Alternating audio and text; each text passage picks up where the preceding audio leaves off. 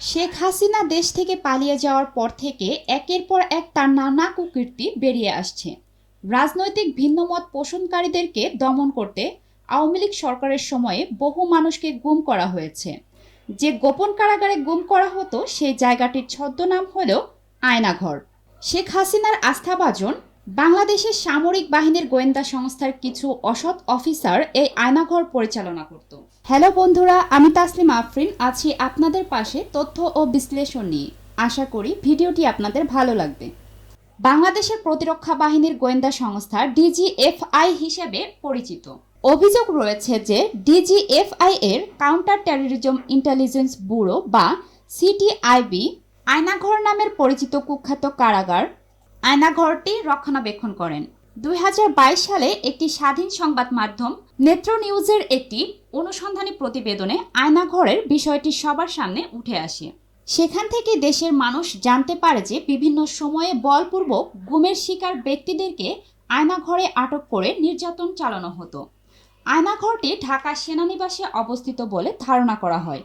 আয়নাঘরে বন্দী থাকা সাবেক এক সেনা সদস্য জানিয়েছেন, অতীতে এই জায়গাটি জয়েন্ট ইন্টারোগেশন সেল নামে পরিচিত ছিল। পরবর্তীতে একে বর্ধিত ও সংস্কার করে আয়নাঘর বানানো হয়েছে।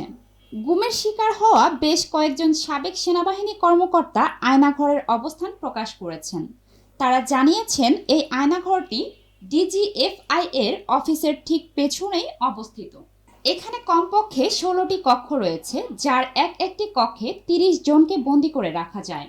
আয়নাঘরের দায়িত্বে থাকা কয়েকজন সামরিক কর্মকর্তা গোপনে এই কারাগারের ছবিও প্রকাশ করেছেন।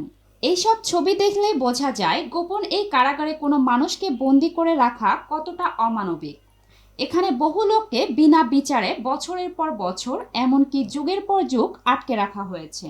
আয়নাঘরের বন্দীদের একজন বলেন, এসব কয়েদখানার দেয়ালে বহু লোকের নানা রকমের আর্তনাদ খোদাই করে লেখা আছে। কত লোককে যে এখানে বন্দী করে রাখা হয়েছে তার কোনো ইয়ত্তা নেই। সবাইকে যে এখানে বন্দী করে রাখা হয় এমনও নয়। অনেককেই ছেড়ে দেওয়া হয়, আবার অনেকেই এখান থেকে হত্যা করা হয়েছে। আয়নাঘরে বন্দীদের কথা শুনে যে কোনো হৃদয়বান ব্যক্তির মনে হবে এমন অমানবিক পরিবেশে দীর্ঘদিন বন্দী রাখার চেয়ে কাউকে হত্যা করাও অনেক ভালো।